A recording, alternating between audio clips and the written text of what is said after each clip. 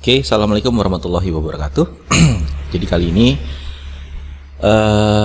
kita akan membahas tentang bagaimana konsep dari cara kerja sebuah router.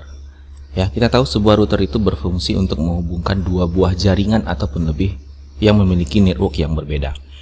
Jika secara langsung dua buah jaringan dengan network yang berbeda itu tidak akan bisa terkoneksi. Namun dengan adanya router ini akan bisa saling terkoneksi. Langsung saja saya contohkan. Di sini saya mengambil dua buah PC pertama, kemudian ada dua buah lagi PC kedua, yang bermaksud ini adalah jaringan A, ini adalah jaringan B. Kemudian saya butuh switch, ya. Kalau tidak ketemu switchnya di mana, ketikkan saja di kolom ini. Kita gunakan pencarian SW, ya, ataupun switch, kita ambil. Nah, itu kalau pada Cisco pakai tracer. Mungkin ada beberapa versi ya, tapi saya rasa caranya hampir mirip. Nah, ini saya letakkan dua switch. Dua komputer satu switch di jaringan A, dan dua komputer berikutnya satu switch di jaringan B. Lalu kita akan menghubungkan dua buah komputer ini masing-masing ke switch dengan kabel. Ya, ini adalah kabel koneksi. Kalau kita pilih yang warna merah ini auto, artinya kabel akan dicarikan secara otomatis sesuai dengan yang sesuai. Kemudian yang ini adalah kabel strike, ini adalah kabel cross. Nah, untuk menghindari kesalahan kita gunakan saja kabel yang auto. Dari PC 1 ke switch yang di sini, kemudian PC sini ke switch yang di sini. Kemudian ini juga sama. Abaikan backsoundnya ya, karena ini di pinggir jalan, kebetulan banyak suara motor. Oke. Nah, setelah terhubung, ini kita ganti dulu namanya. Ya, pada menu config. Ini kita buat PC 1 dengan alamat IP-nya kita asumsikan alamatnya adalah 192.168.1.2. Ini namanya saja ya. Kalau IP address-nya di sini di menu desktop.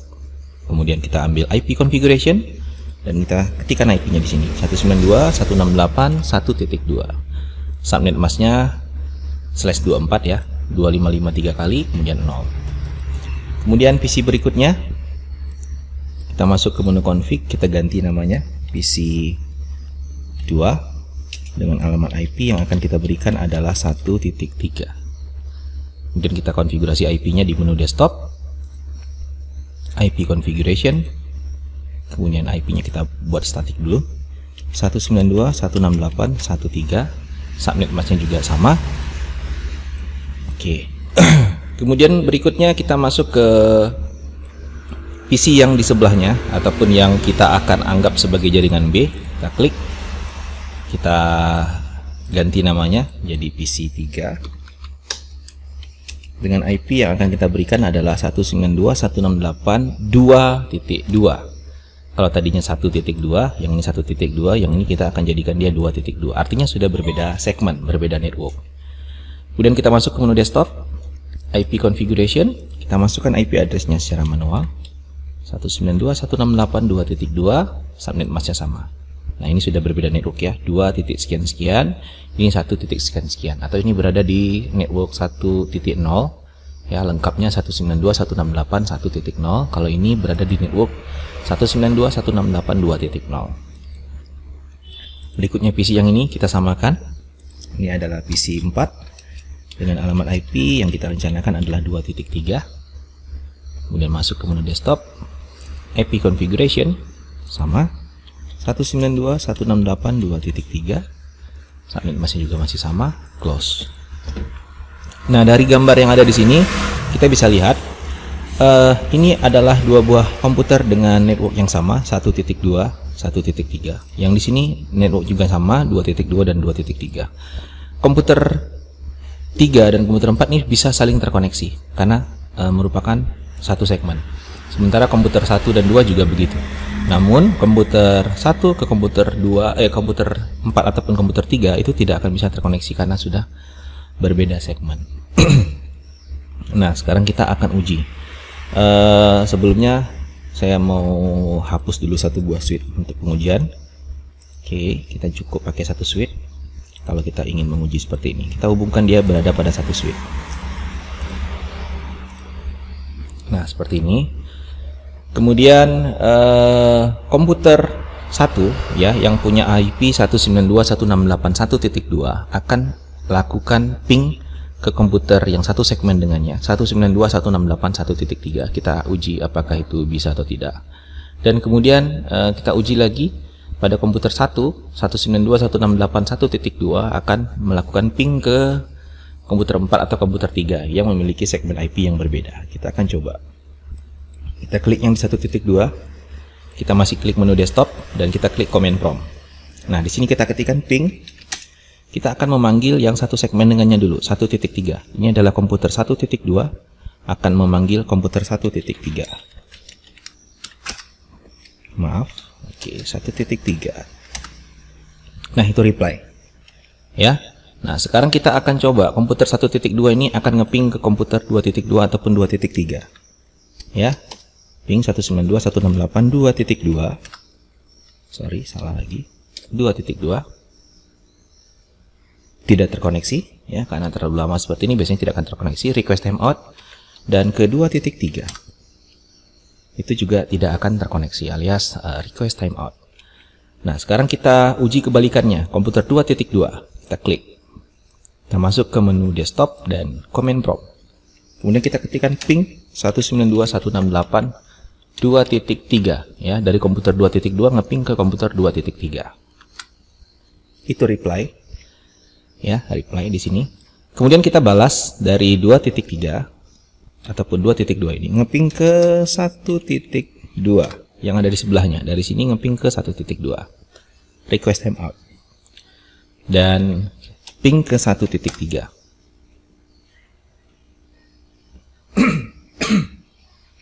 Hasilnya juga request timeout. Nah, hal ini terbukti bahwa dua buah jaringan dengan segmen yang berbeda itu tidak bisa saling berkomunikasi. Sekarang kita coba gunakan yang namanya router. Nah, kita butuh satu buah switch lagi seperti topologi sebelumnya di sini. Oke, kemudian kita hubungkan dengan kabel.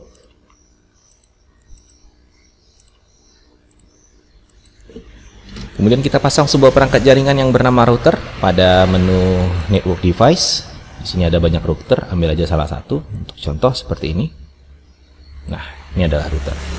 Nah, router ini akan berfungsi sebagai ibaratnya adalah juru bicara. Jadi dia paham dua bahasa. Nah, artinya di sebelah kiri ini ada jaringan A dengan bahasa A misalkan, dan di sebelah kanan ini adalah jaringan B dengan bahasa B. Jadi untuk bisa membuat kedua buah jaringan yang memiliki dua segmen yang berbeda ini bisa berkomunikasi, dia harus paham segmen yang sebelah satunya dan segmen yang sebelah satunya lagi. Jadi kalau kita ibaratkan ini adalah sebuah juru bicara ataupun seorang juru bicara, katakanlah yang di sebelah sini bahasa Spanyol, di sebelah sini bahasa Italia. Untuk router ataupun juru bicara supaya mereka berdua ini bisa berkomunikasi, dia harus mengerti kedua bahasa tersebut. Dia harus mengerti bahasa Italia dan dia juga harus mengerti bahasa Spanyol untuk dapat menghubungkan dua buah bahasa tersebut. Nah, jadi di network A itu kita tahu IP-nya formatnya adalah 192.168.1.sekian-sekian ya, atau 1.0 networknya. Nah, router itu syarat utamanya dia minimal harus memiliki dua buah IP address yang berfungsi untuk menghubungkan dua buah jaringan yang berbeda tadi. Nah, kita anggap di sisi sebelah kiri itu adalah jaringan A dan di sisi sebelah kanan itu adalah jaringan B. Berarti router harus memiliki dua buah IP yang mana masing-masing IP itu harus satu segmen dengan IP yang akan dia hubungkan. Misalkan begini. Kita katakanlah router ini Ethernet yang ada di sebelah kiri, dia akan menghubungkan jaringan 1.sekian-sekian. Kita kasih dulu IP address di sini. Kita masuk ke menu config, kemudian kita ganti nama dulu. Oke. Router. Kemudian kita masuk ke Ethernet. Di sini Ethernetnya kebetulan ada tiga ya. Kita pakai cuma dua saja. 0 0 ya, Ethernet 1. 0 0 ini kita anggap adalah Ethernet yang menuju ke switch ini yang menghubungkan jaringan A. Kita checklist on dulu, kita aktifkan. Kemudian kita kasih IP address. IP addressnya 192.168.1.sekian-sekian. Harus satu segmen karena dia mohon maaf, ada iklan. Biarkan saja dia lewat dulu. Abaikan backsoundnya. Oke, kembali fokus ke sini. IP address dari router ini adalah 192.168.1 titik sekian-sekian karena dia akan menghubungkan jaringan A. Jaringan A itu adalah 192.168.1.2 dan 1.3. Berarti dia juga harus berada di segmen yang sama, 1 titik sekian-sekian. Sengaja saya mulai dari sini tadi adalah 2 dan 3 karena router ini supaya lebih rapi dan mudah diingat, saya akan membuat IP-nya adalah 1.1. Nah, subnet masknya sama. Nah, jadi di sini jaringan sebelah sini router ini memiliki IP address 192.168.1.1 yang menghubungkan 1.2 dan 1.3. Kemudian kita masuk ke Ethernet yang kedua. Ini 01. Kita on kan. Kita kasih IP address. Karena dia akan menghubungkan jaringan yang di sebelah ataupun yang jaringan B, kita harus juga membuat IP address-nya satu segmen dengan jaringan tersebut. 168.2 sekian-sekian. Nah, tadi kembali saya buat di sini 22 dan 2.3 supaya di sini saya bisa memasukkan 2.1 supaya lebih rapi. Nah, kalau sudah seperti ini kita tutup. Nah, ini saya ganti namanya biar lebih jelas lagi, router.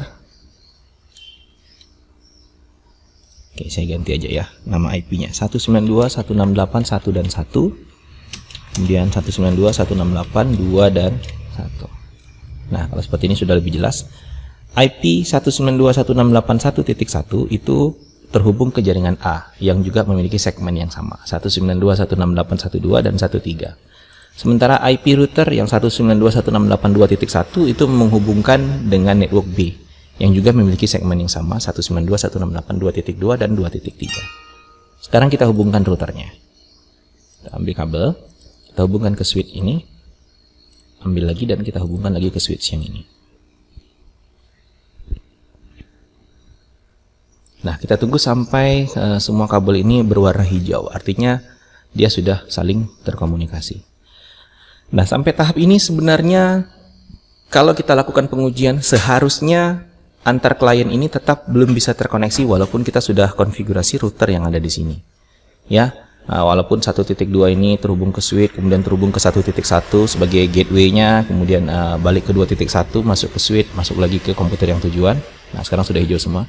Kita buktikan bahwa itu tidak akan bisa langsung terkoneksi. Kita uji 1.2.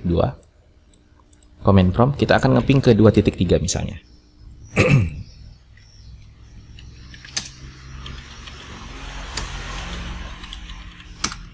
Nah, 1.2 ngeping ke 2.3 ya. 1.2 lewat switch, lewat router, lewat switch lagi ke 2.3. Tetap request timeout.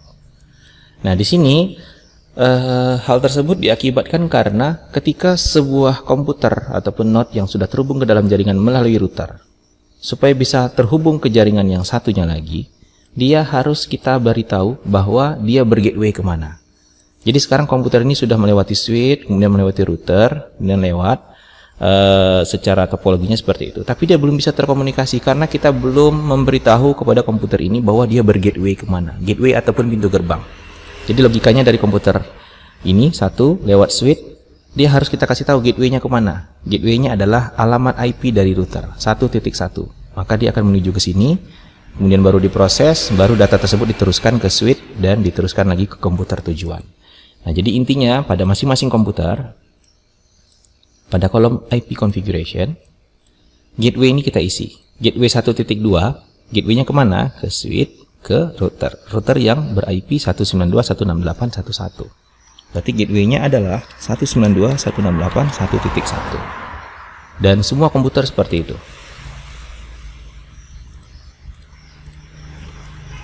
192.168.1.1. Karena komputer ini juga melalui switch dan melalui gateway yang sama. Tapi berbeda jaringan yang ada pada komputer yang berada pada jaringan B. Gateway-nya tidak 1.1. Ya, gateway-nya adalah melewati switch. Kemudian dia melewati router yang di sini. Dan gateway-nya adalah 2.1. Karena 2.1 ini yang menghubungkan mereka. Jadi gateway-nya berbeda. Di sini kita klik. Gateway-nya bukan 1.1 tapi 2.1. Kemudian berikutnya lagi di sini juga sama, gateway-nya adalah 2.1. Oke, sekarang gateway sudah kita konfigurasi, seharusnya saat ini baru bisa terkomunikasi ataupun saling bisa berkomunikasi. Kita contohkan dari komputer 1.3 ping ke 2.2.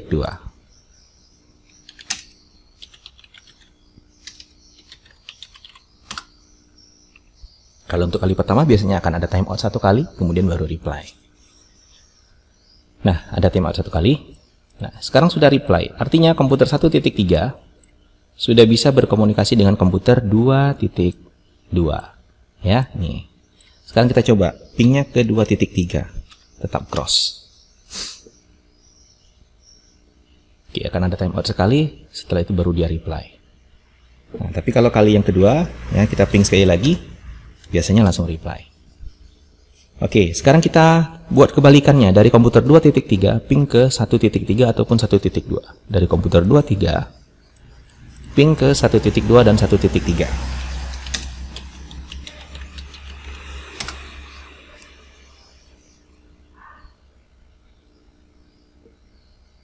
Oke, reply.